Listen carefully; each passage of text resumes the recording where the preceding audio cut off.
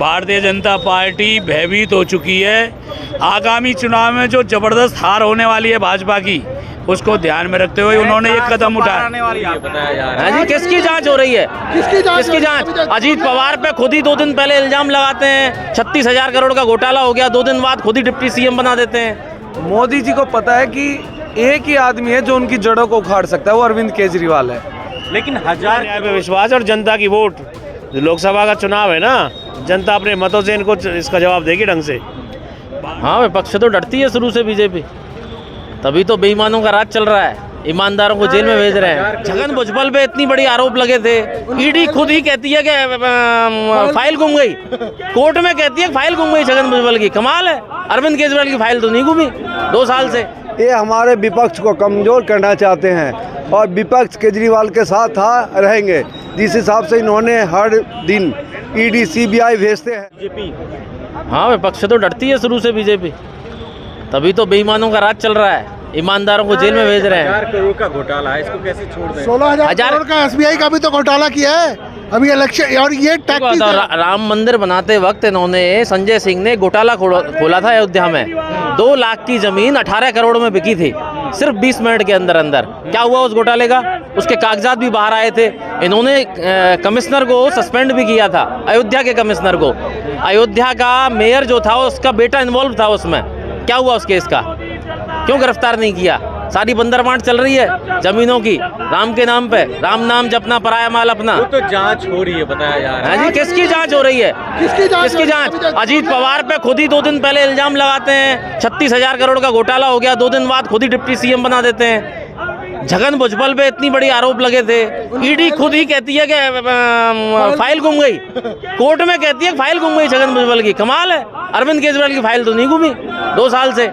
अभी तो ट्रायल भी शुरू नहीं हुआ किसी का, जो ये पता लगे कि आरोप प्रत्यारोप सही है या नहीं है। और सुप्रीम कोर्ट बोल रहा है हर केस में तो जनता कि ट्रायल में ठहर नहीं पाएगा ये केस 5 मिनट भी।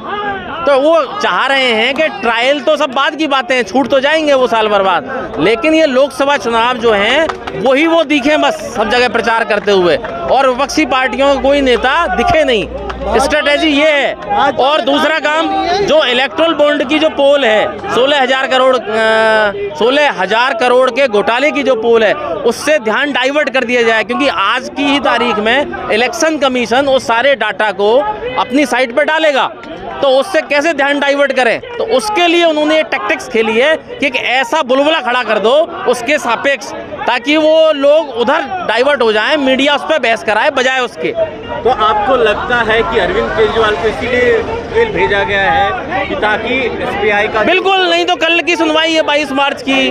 22 मार्च को कल दोबारा जरूरी है कि रात में गिरफ्तार करो, कल का इंतजार करो, पूरे दिन सुनवाई होगी। यदि कोर्ट कहेगा तो ठीक है। शाम को ही गिरफ्तार किया था। हाँ, बिल्कुल, ये तो स्ट्रेटेजी है ना उनकी। संजय सिंह पे भी आरोप साबित नहीं हो पाए, किसी का ट्रायल भी नहीं चला है अभी। तो पहले तो ट्रायल ही नहीं चला है अभी 1.5 साल से। पीएमएलए 50 की धारा में चेंज किया गया, पहले जो सेक्शन है उसमें ये अमेंडमेंट किया गया है कि बिना किसी को सबूत बताए, बिना किसी को एलिगेंस दिखाए, बिना किसी का वारंट इश्यू करे, किसी को भी उठा सकते हो आप और कितनी भी देर तक रख सकते हो जेल में बिना ट्रायल चलाए। और आपको ध्यान हो, कल ही सुप्रीम कोर्ट का एक आदेश है कि आप बार सप्लीमेंट्री चार्जशीट मत दिया करो, ईडी से कहा है उसने।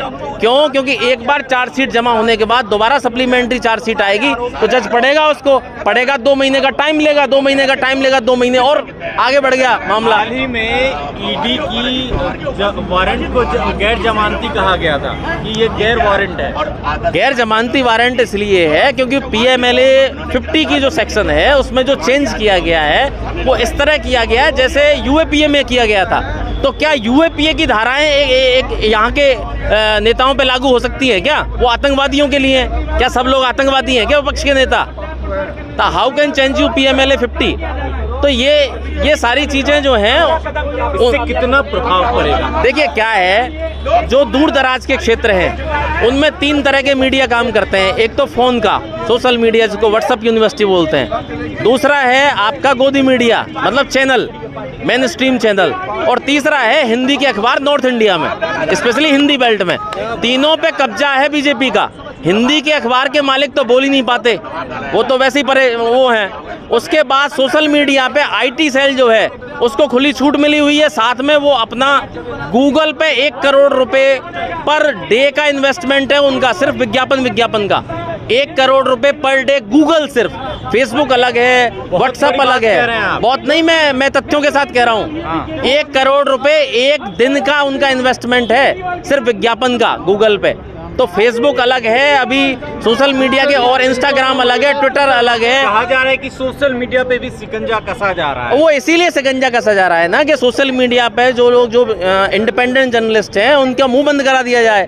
यदि उनका मुंह बंद करा देंगे तो आसान होगा चीज़ों को अपनी तरफ मोड़ना। क्या होता क्या है, आपका बच्चा है छोटा, मान लो 2 साल का बच्चा है, उसको साल भर तक आप लड़ाई झगड़े की मूवी दिखाओ तो साइकोलॉजिकली वो लड़ने झगड़ने वाला बन जाएगा। तो इनकी टैक्टिक्स ये है कि लोगों को वो चीज़ दिखाओ, बार बार झूठ दिखाओ, एक दिन वो सच मान लेंगे। ये साइकोलॉजिकली युद्ध है, ये वार लाठी गोले डंडों का नहीं है, साइकोलॉजिकल वार है जो आरएसएस पहले से ही करती आ रही है 50 साल से।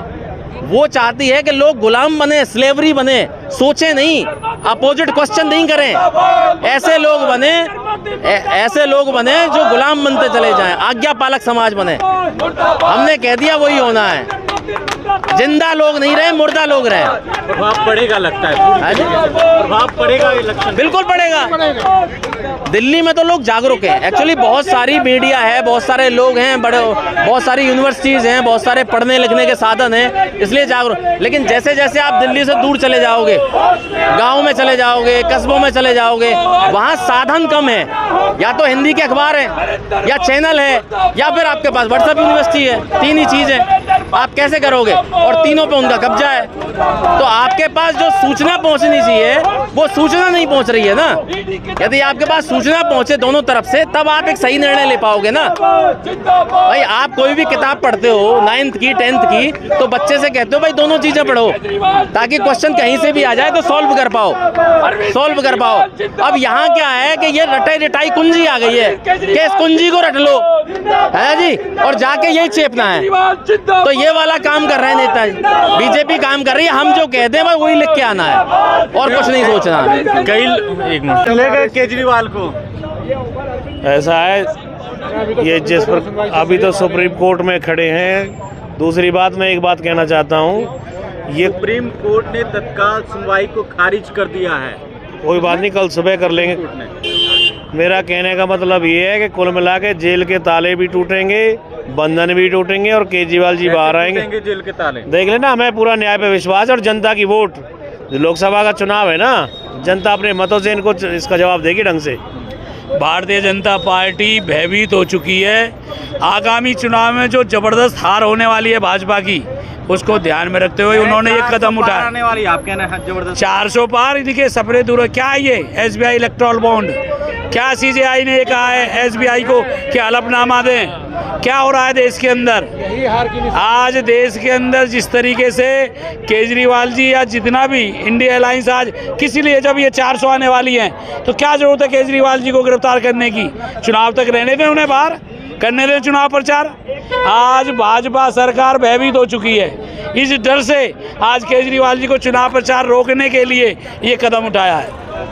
तो लग रहा है इससे एकदम न्याय, इसका पूरा विरोध करते हैं आम आदमी पार्टी। हम इसका आज सड़कों पे खड़े हैं कि आज भाजपा की मानसिकता और उसकी नीति और नियत आज पूरे देश के सामने किस तरीके से आज वो एक देश के ईमानदार आदमी को ज़बरदस्ती पकड़ के, हमारे से पहले नेताओं के पास भी कोई मनी ट्रेलिंग नहीं हुई, किसी 1 रुपये पैसे की रिकवरी नहीं है, उन्हें आज सालों से अंदर डाल रखा है।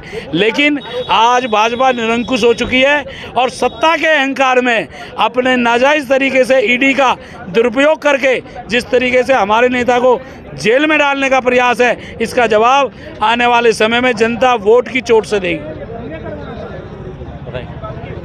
ये कैसे देख रहे हैं सर आप, जिस तरीके से केजरीवाल जी को अंदर किया गया है? घोषित इमरजेंसी है और जब जब सरकारों ने जुल्म किया है तो देश में कोई ना कोई ऐसा नेता आया है जिन्होंने इस देश की लोकतंत्र को बचाने के लिए हमेशा लड़ाई लड़ी है।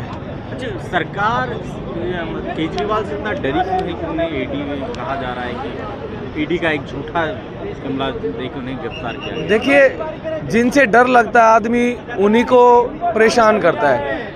मोदी जी को पता है कि एक ही आदमी है जो उनकी जड़ों को उखाड़ सकता है, वो अरविंद केजरीवाल है।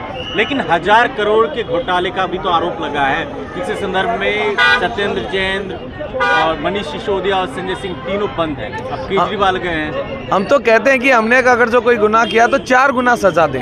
हम सजा से नहीं डरते हैं। अगर जो गलत किया तो सजा दें, लेकिन कुछ तो मिले। 1000 करोड़ 1000 रुपए नहीं मिले, एक चवन्नी नहीं मिली, 1000 करोड़ का घपला कहाँ से? विपक्ष से डर गई